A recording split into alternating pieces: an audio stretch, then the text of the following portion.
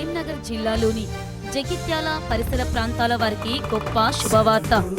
దేవునిచే ఏర్పరచబడి పరిశుద్ధాత్మ అభిషేకము కలిగి దేశ విదేశాలలో బహుబలముగా వాడబడుచు స్వస్థత వరము, ప్రవచన వరము కలిగిన సువార్త ధ్వజకుడు డాక్టర్ టిడి ప్రసన్న కుమార్ గారు మీ ప్రాంతంలో రాబోతున్నారు. దీర్ఘకాలిక సమస్యలతో అల్లాడుచున్నారా? ఆశీర్వాదాలు లేని పరిస్థితులు మీ జీవితంలో కొనసాగుతున్నాయా? భయపడకండి. జగిత్యాలలో జరిగే ఈ కూడికలకు హాజరై జీవితంలో దేవుడిచ్చే ఆశీర్వాదాలు పొందండి. మర్చిపోకండి, ఏప్రిల్ మాసము 1, 2 మరియు 3వ తేదీలలో జగిత్యాలలో తరూర్ క్రైస్ట్ చర్చ్ క్యాంపునందు జరిగే కూడికలకు తప్పక హాజరు కావలసిందిగా దేవుని నామమున కోరడమైనది. వివరములకు సంప్రదించవలసిన వారు బ్రదర్ ఫ్రాన్సిస్ గారు. వారి సెల్ నంబర్ 9492981130 మరియు కుటుంబరావు గారు. వారి సెల్ నంబర్ 9490732244.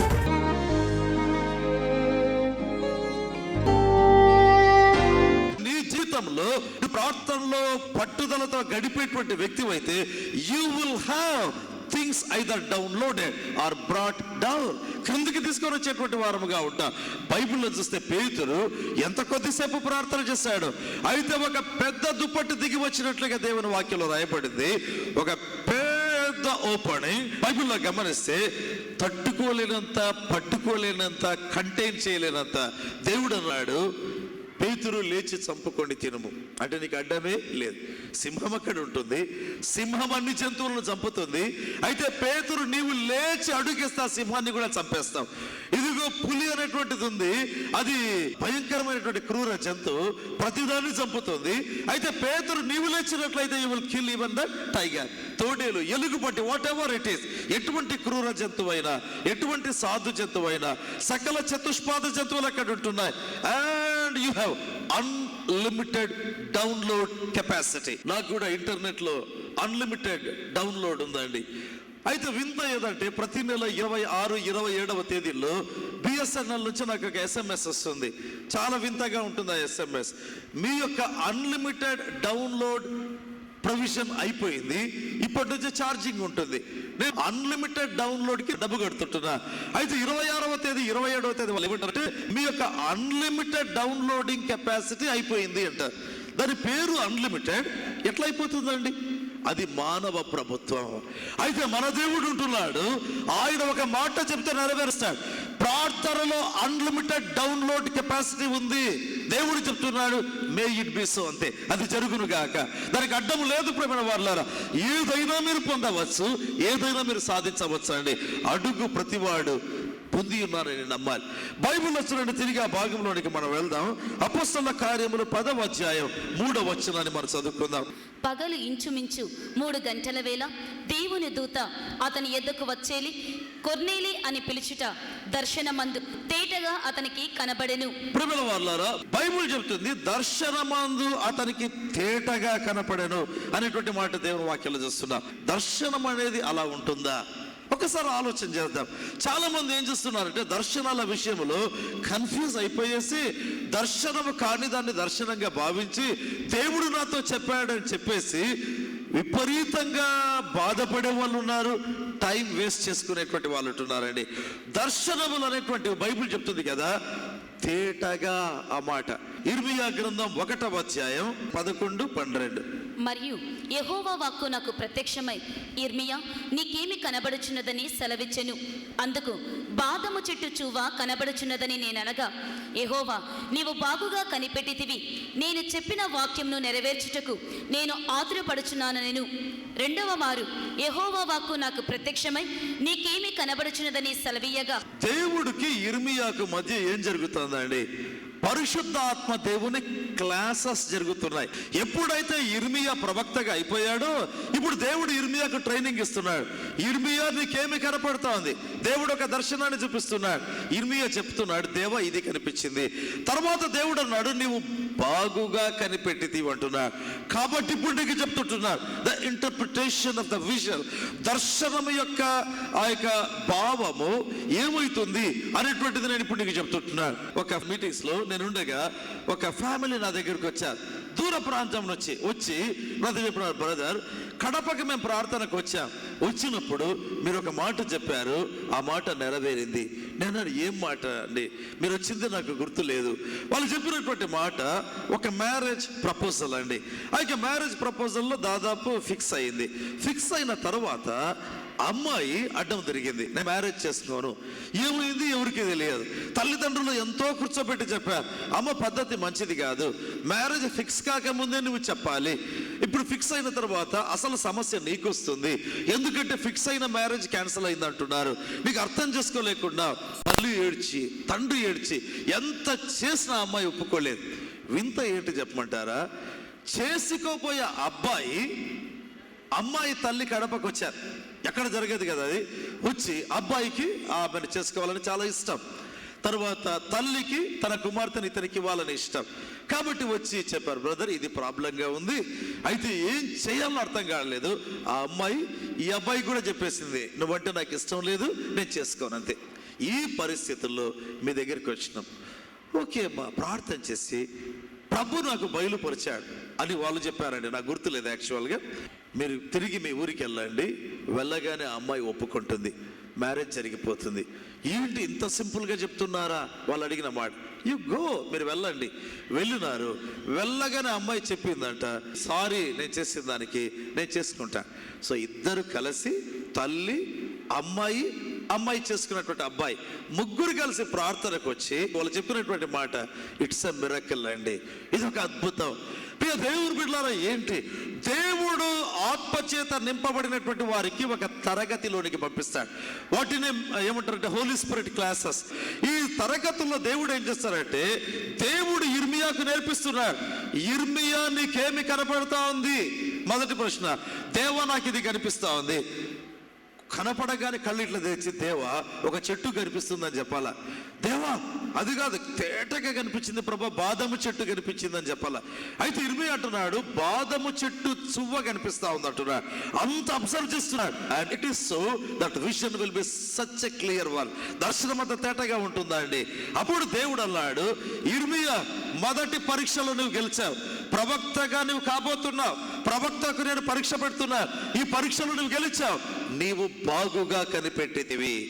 ఒక్కసారి నీ జీవితంలో ప్రార్థన ప్రారంభమైనట్లయితే you must enter into another world, మరొక ప్రపంచంలోనికి వెళ్ళిపోవాలి. ప్రియమైన వాళ్ళారా, దేవుని వాక్యంలో చూడండి, అపొస్తలుల కార్యములు 10వ అధ్యాయము 5వ వచనం.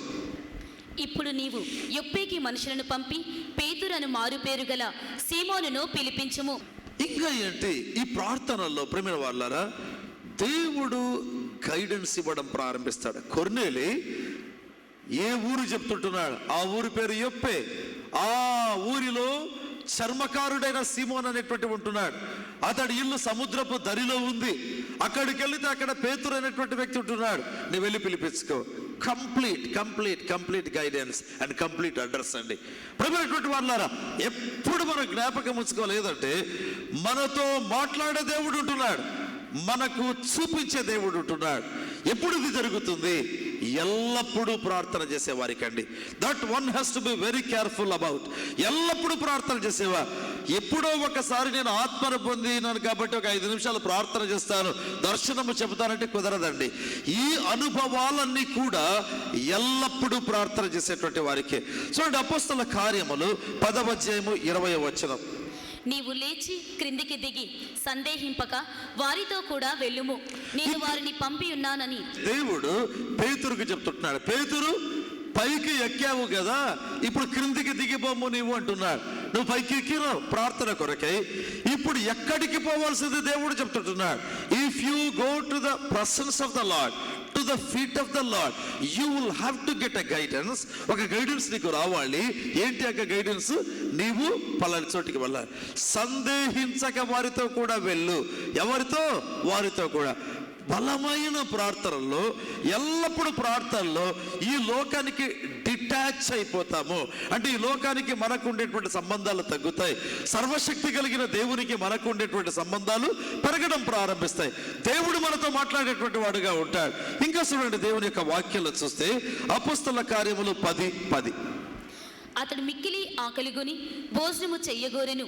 ఇంటి వారు సిద్ధము చేయుచుండగా అతడు పరవశుడై ఆకాశము తెరవబడుటయు 4 చెంగులు పట్టి దింపబడిన పెద్ద దుప్పటి వంటి ఒక విధమైన పాత్ర భూమి మీదకి దిగి వచ్చుటయు చూచెను. ఈ భాగంలో చూస్తే ఇతడు ప్రార్థన చేస్తూ పరవశుడై, ఎప్పుడు మర్చిపోదండి మాట, ఒక వ్యక్తి దర్శనము చూడాలంటే ఆ వ్యక్తి పరవశుడు కావాలి, ఇతరుల వశమైపోవాలి. That's all. దాన్ని ట్రాన్స్ అంటారు ఇంగ్లీష్ బైబిల్లో.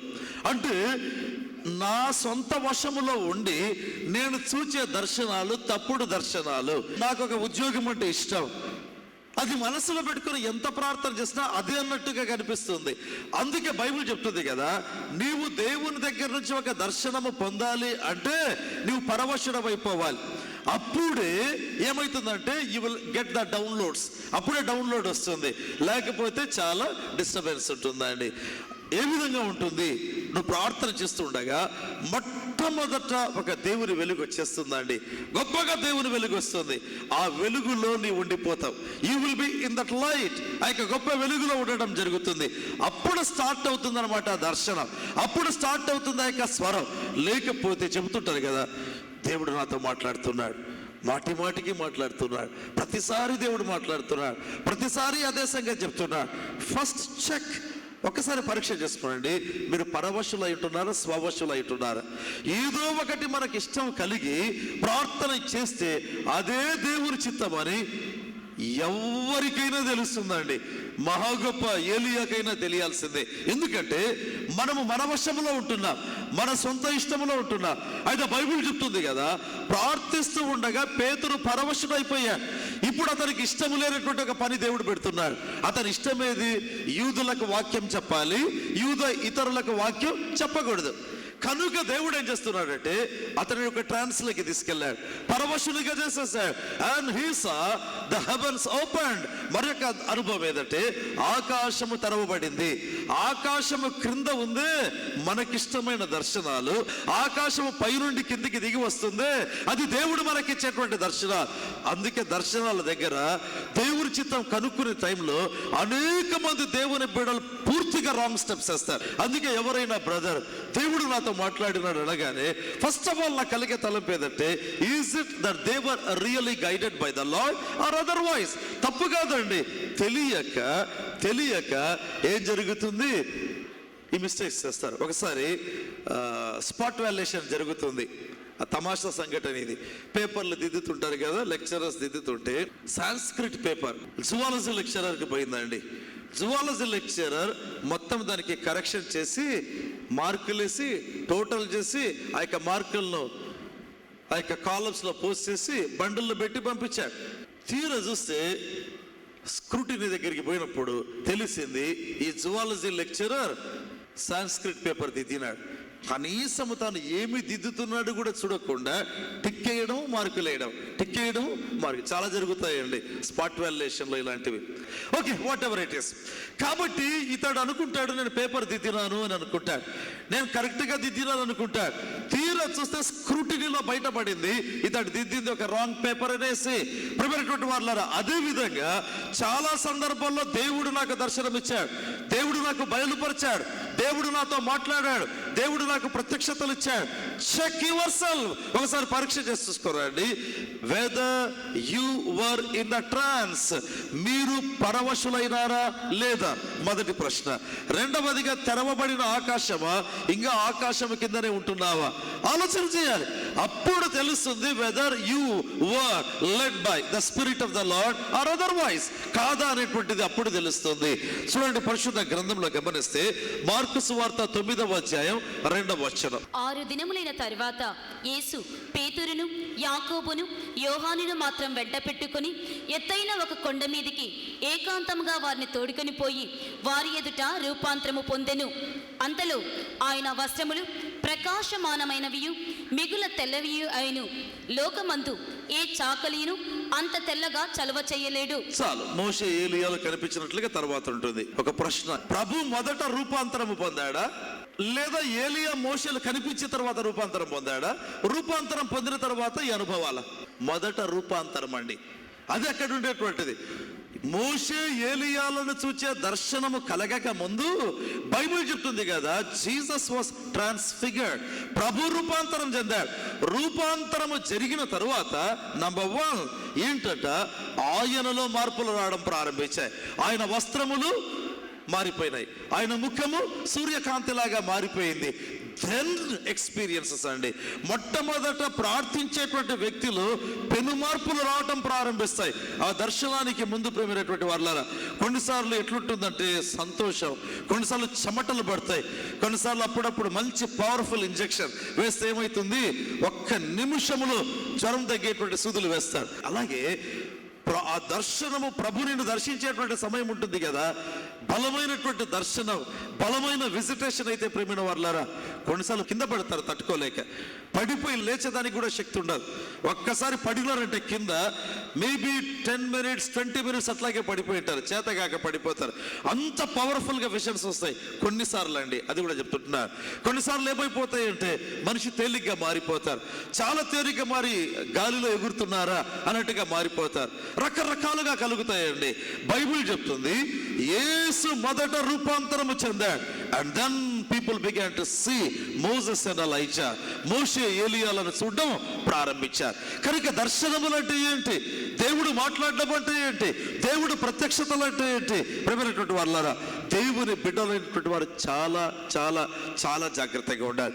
పరిశుద్ధ గ్రంథం చూస్తూ చూడండి, అపోస్తలుల కార్యములు 10:9. మరునాడు వారు ప్రయాణమైపోయి పట్టణమునకు సమీపించినప్పుడు పగలు ఇంచుమించు 12 గంటలకు పేతురు ప్రార్థన చేయుటకు మిద్దె మీదకెక్కెను. అతడు మిక్కిలి ఆకలిగొని భోజనము చెయ్యగోరెను. ఇంటి వారు సిద్ధము చేయుచుండగా అతడు పరవశుడై ఆకాశము తెరవబడుటయు 4 చెంగులు పట్టి దింపబడిన పెద్ద దుప్పటి వంటి ఒక విధమైన పాత్ర భూమి మీదకి దిగి వచ్చుటయు చూచెను. ఎప్పుడు గుర్తుంచుకోనండి, ప్రార్థనకు ఆ మాట పెద్ద అనే మాట, పెద్ద దుప్పటి, పెద్ద దర్శనం, పెద్ద సేవా తలుపు.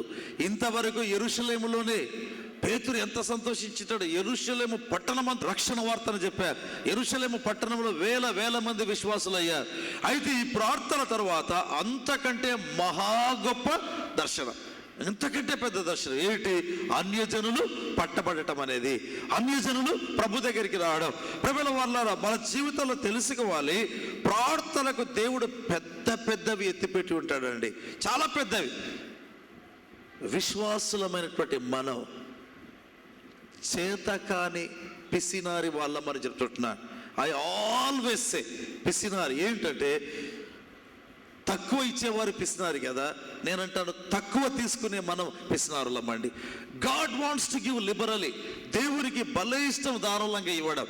ఏ తండ్రి తన పిల్లలకు దాచిపెడతాడండి, ఏ తండ్రి దాచిపెడతాడు, తనకు కలిగిన సమస్తము తన పిల్లలదే, అవునా కాదా? ఏ ఒక్కటి కూడా పిల్లలకి ఇవ్వకుండా ఉండాలి. In the same way that great God wants to give everything of his. అందుకంటాడు కదా, నాతో కలిసి సింహాసనముల మీద కూర్చోబెట్టుకుంటానన్నాడు.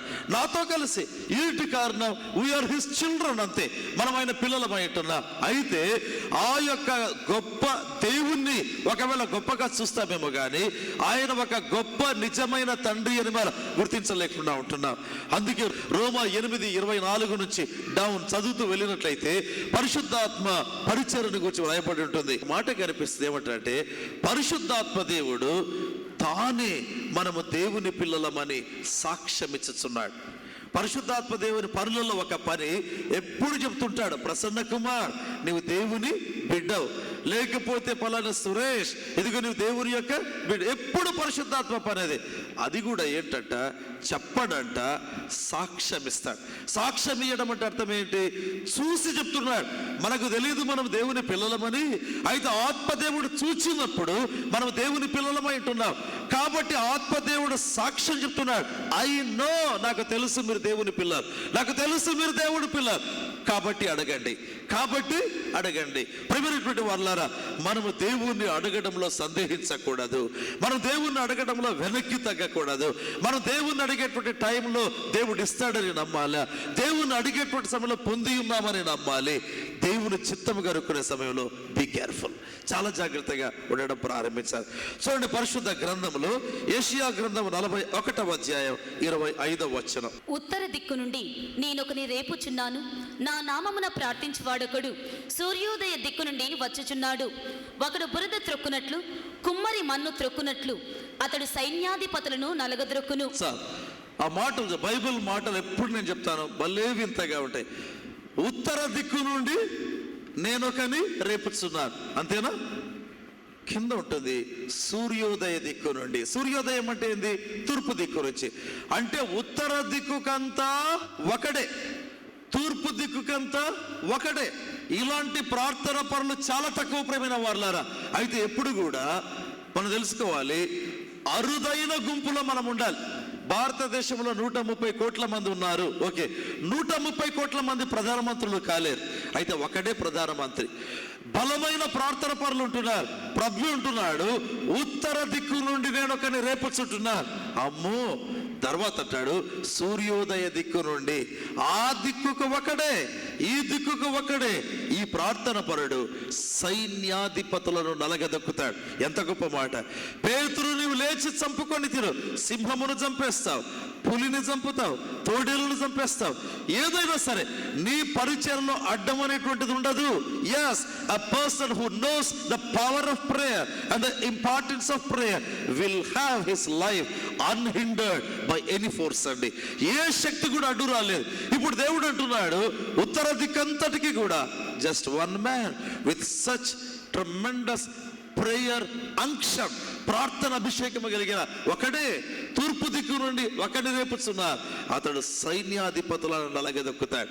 ఎంత గొప్ప మాట ప్రియమైన వారలారా, ఎంత గొప్ప మాట! దేవుడి దగ్గర మనం జ్ఞాపకం చేసుకుందాం, ప్రభువును స్తుతిస్తాం, ప్రభువును ఆరాధిస్తాం. ఇంతవరకు మహిమ గల దేవుని వాక్యం, ప్రార్థనలో ఉన్న శక్తిని గురించి ఉన్న దేవుని ప్రియబిడలారా, ఇప్పుడు వాక్య పరిచయ తర్వాత ప్రార్థనలోనికి మనం వెళ్ళబోతున్నాం. మహిమ గల దేవుని శక్తిని మనం చూడాలి, అది దేవుని చిత్తం. మోషే ఎదుట మంచితనం అంతటిని కనపరిచిన దేవుడు, ప్రియమైన దేవుని బిడ్డలారా, మీ జీవితాలలో తన మంచితనమును కనపరచాలని కోరుతున్నాడు. ఈ వారపు కార్యక్రమాన్ని స్పాన్సర్ చేసిన ప్రియ కుటుంబం సహోదరుడు టి.పి. కుమార్ యొక్క కుటుంబాన్ని ప్రత్యేకంగా జ్ఞాపకం చేస్తుంటున్నా. దేవుడు ఆ కుటుంబాన్ని దీవించినట్లుగా మనం కలిసి ప్రార్థిద్దాం. ప్రేమ కలిగిన, జీవము కలిగిన మా తండ్రి, ఇహపరములు పొగిడేటువంటి మీ ఘననామమును బట్టి మీకు వందనాలు. పరలోకములో, భూలోకములో, భూమి క్రింద హెచ్చించబడిన యేసు నామమును బట్టి మీకు వందనాలు ప్రభువా. వాక్యము విన్న మీ ప్రియ బిడ్డల జీవితాలలో నా తండ్రి శక్తి గల మీ కార్యం జరిగించండి ప్రభువా, శక్తి గల మీ కార్యం జరిగించండి నాయన. మీ ఆత్మ దిగి వస్తుండగా, మీ శక్తి దిగి వస్తుండగా, మీ అభిషేకము దిగి వస్తుండగా, తండ్రి మీ యొక్క సన్నిధి దిగి వస్తుండగా, దేవా మీ హస్తము చాపుమని అడుగుతుంటున్నా తండ్రి. మీ నామమందలి ప్రార్థనలకు ఖచ్చితమైన జవాబులు ఉన్నాయని ఈరోజు చూపించమని అడుగుతున్నా. వారి జీవితం అంతా చూపించండి ప్రభువా. ఆత్మ దిగి వస్తుండగా దేవా తండ్రి, ప్రతి జబ్బు తొలగించండి ప్రభువా, ప్రతి జబ్బు తొలగించండి నాయన. దేవా ప్రతి జబ్బు తొలగించండి నాయన. శరీరంలో ఎటువంటి వ్యాధి ఉన్నా, ఎటువంటి వ్యాధి ఉన్నా నాయన, ఎటువంటి వ్యాధి ఉన్నా తండ్రి, ఆ యొక్క వ్యాధి నుంచి, ఆ వ్యాధి నుంచి ప్రతి ఒక్కరిని విడిపించండి. ప్రతి వ్యాధిని యేసు నామముతో ఆజ్ఞాపిస్తుంటున్నా, విడిచి బయటికి రమ్మని ఆజ్ఞాపిస్తుంటున్నా, విడిచి బయటికి రమ్మని ఆజ్ఞాపిస్తున్నా. యేసుక్రీస్తు నామమందు శరీరంపై ఉండే అనవసరమైన గ్రోత్ యేసు ప్రభువా మీరు చూపిస్తూ ఉండగా, ప్రభు అయిన దేవుని కుమారుడు యేసుక్రీస్తు నామమందు ఆజ్ఞాపిస్తున్నారు. తక్షణమే అవి మాయమగును గాక యేసుక్రీస్తు నామమందు. Cancer, HIV, AIDS, hepatitis B, నా తండ్రి ప్యాంక్రియాటైటిస్, ఇంకా ఇలాంటి భయంకరమైన వ్యాధులు తండ్రి మీ సన్నిధానంలో జ్ఞాపకం చేస్తున్నారు. నాయన కొందరైతే కిడ్నీస్ సంబంధమైన వ్యాధులను వాటి నిమిత్తమై ప్రార్థిస్తే బాగుంటుంది అనుకునే బిడ్డలు ఉన్నారు నాయన. అద్భుతములు ప్రకటిస్తున్నారు యేసు నామమందు, సూచక క్రియలు ప్రకటిస్తున్నారు యేసుక్రీస్తు నామమందు, వింతలు ప్రకటిస్తున్నారు యేసు నామమందు. ప్రతి నెల ఈ కార్యక్రమాన్ని ప్రేమించి తమ కానుకలు అందిస్తున్న ప్రతి ఒక్కరిని ఆశీర్వదించండి దేవా. వారికి మేళ్ళు, వారికి ఆశీర్వాదములు, వారికి కృప తండ్రి, వారికి కొదవలేని దీవెనలు అనుగ్రహించండి. లేమి అనే మాట వారి జీవితాల్లో లేకుండా చేయమని అడుగుతున్నారు. ఏ ఉద్దేశముతో కానుకలి పరిచర్యకిస్తున్నారు ఆ ఉద్దేశములు నెరవేర్చి మీరు మహిమ, ఘనత, ప్రభావం పొందండి. ఈ ప్రత్యేక కార్యక్రమాన్ని స్పాన్సర్ చేసిన ప్రియ కుటుంబం సహోదరు టి.పి. కుమార్ గారి కుటుంబాన్ని జ్ఞాపకం చేస్తుంటున్నారు. తండ్రి, మీ యొక్క సన్నిధి, మీ యొక్క ఆత్మ, మీ కృప, మీ యొక్క అభిషేకం, మీ యొక్క బలమైనటువంటి ఆత్మ ప్రేరేపణ, ఆశీర్వాదములు, విస్తారమైన ఆశీర్వాదములు ఆ కుటుంబం మీదకి పంపండి ప్రభువా. ఆ కుటుంబం మీదకి పంపమని అడుగుతున్నారు దేవా. ప్రియ కుటుంబం మీదకి పంపండి నాయన. చీకటి క్రియను లయపరుస్తూ తండ్రి ఉద్దేశములు నెరవేరుస్తూ మీకు ఆశీర్వాదాలు అనుగ్రహించండి. పరీక్షలు రాయబోయే విద్యార్థులను జ్ఞాపకం చేస్తున్నారు. అద్భుత ఫలితాలు ఇవ్వండి నాయన, అద్భుతమైన ఫలితాలు ఇవ్వండి నాయన. యేసయ్య అత్యద్భుత ఫలితాలు ఇవ్వండి తండ్రి. మీకు స్తుతి చెల్లిస్తూ యేసు పేరుతో అడుగుతున్నాను తండ్రి, ఆమేన్.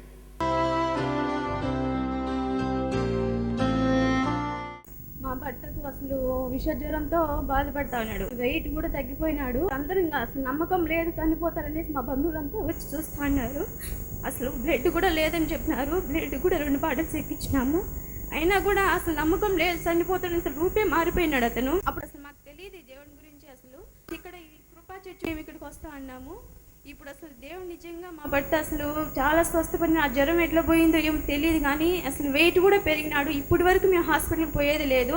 మా నాన్న వాళ్ళు, మా బంధువులు కూడా ఏంది మీరు చర్చికి పోవడం అని చెప్పినారు. మేము అసలు వాళ్ళ మాటకి ఎవరికి కూడా మేము భయపడకుండా మేము ఇక్కడికి రావడం జరిగింది. అసలు నా భర్త ఈరోజు ఈ విధంగా మేము నిలబడినామంటే అంత దేవుని దయండి మాకు. ఇంకోటి మా ఈ అబ్బాయికి అసలు ముక్కులు జలుబు, నైట్ టైం అయితే అసలు కూర్చునే శ్వాస ఆడేవాడే కాదు అసలు. అయితే డాక్టర్ దగ్గరికి చూపించిన ముక్కులో డ్రాప్స్ కూడా వాడుతున్నాము. అయినా కూడా నైట్ టైం ముక్కులు శ్వాస ఆడకుండా కూర్చునేవాడు. అట్లా 3-4 నెలల నుంచి బాధపడుతూ ఉన్నాడు. సార్ దగ్గర నేను ఆయిల్ ప్రార్థించుకొని తీసుకెళ్ళినాను. ఆయిల్ రోజు ఆ బాబుకు పూసుకుని, దేవా నువ్వే ఆ బిడ్డను స్వస్థపరచాలి, నేను ఇంకా హాస్పిటల్ కూడా తీసుకోపోనని ప్రభువుకి నేను ప్రేర్ చేసుకుంటాను. నేను ఇప్పుడు బాబుకు కూడా స్వస్థపరిచినాడండి. దేవుడు మాకు ఇంత అద్భుత కార్యంగా ఈరోజు మేము దేవుని దగ్గర రక్షింపబడినా కూడా మేము ఇక్కడికి వచ్చిన తర్వాత ఇప్పుడు